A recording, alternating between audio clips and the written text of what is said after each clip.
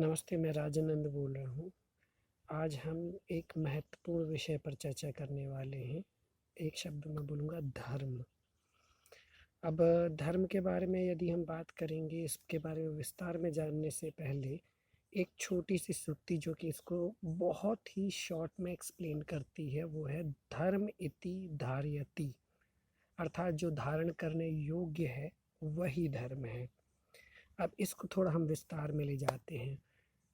अगर हम बोले कि जो धारण करने योग्य है वही धर्म है, तो सबसे पहले ये प्रश्न उठता है कि क्या धारण करने योग्य है।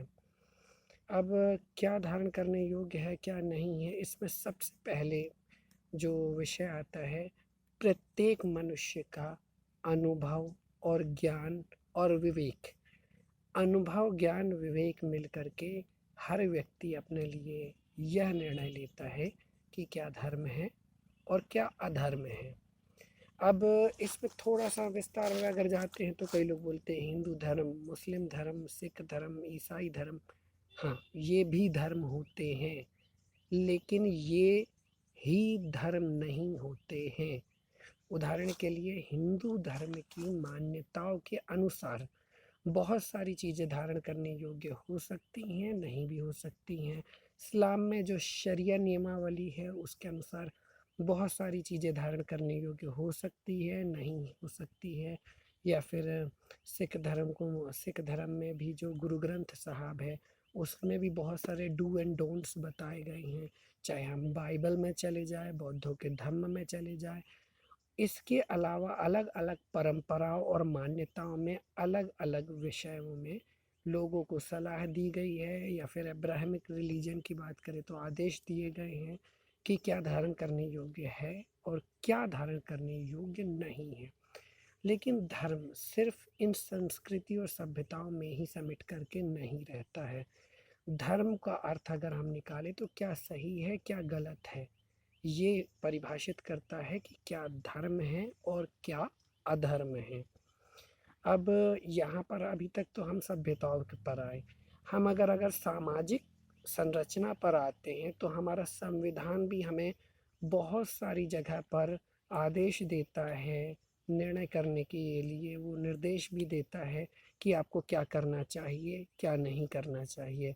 यानी समाज और हिंदुस्तान संविधान के अनुसार क्या धर्म है और क्या अधर्म है। अब अगर हम बात करें तो धर्म और अधर्म को जानने के लिए हर एक व्यक्ति के लिए उसकी परिणति अलग-अलग होती है। जैसे कि अगर मैं बात करूँ सूअर, शूकर, उसके लिए कीचड़ या फिर नाली धारण करने योग्य है, लेकिन हंस के लिए मोती। तो क्या सूअर अधर्मी हो गया? नहीं, कभी नहीं। हर एक के लिए धर्म की परिणति अलग है। लेकिन अगर हम सभ्यताओं से ऊपर उठ के सोचें, अगर हम धर्म पर आते हैं तो हमें अपनी संकीर्ण मानसिकता से ऊपर उठ के सोचना पड़ेगा। बुद्धि विवेक को सामने रख कर, अपने ज्ञान और अनुभव को सामने रख कर निर्णय लेना होगा, ना कि किसी का फॉलोवर बन गया, इसने ये किया है तो नहीं ये सही ही होगा, ऐसा कभी नहीं हो सकता। अगर इस पे हम एक परफेक्ट उदाहरण ले जाते हैं कर्ण और भीष्म पितामह पर। कर्ण जो था, कर्ण के लिए उसकी मित्रता ही उसका धर्म था।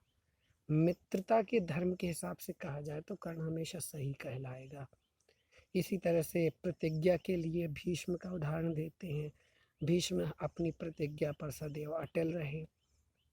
लेकिन क्या अगर प्रतिज्ञा अगर धर्म ले लें, फिर मित्रता धर्म ले लें, तो क्या वो सही थे? नहीं।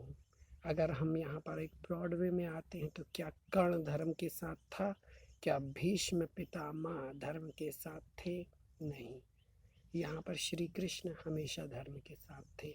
भले उसके लिए उन्होंने बहुत सारे छल प्रपंच आदि महाभारत में इस्तेमाल किए, लेकिन वो हमेशा धर्म के साथ थे।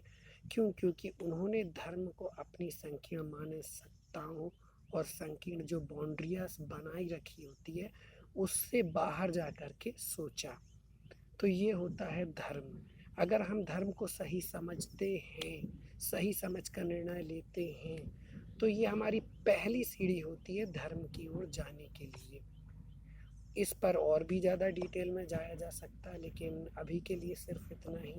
आप अगर चाहेंगे इस विषय पर हम और विस्तार में जाएंगे, या आप और किसी विषय के बारे में एक पॉजिटिव डिस्कशन करना चाहेंगे या मेरी राय जानना चाहेंगे, तो हम उसमें भी आएंगे। अभी के लिए धन्यवाद, नमस्कार।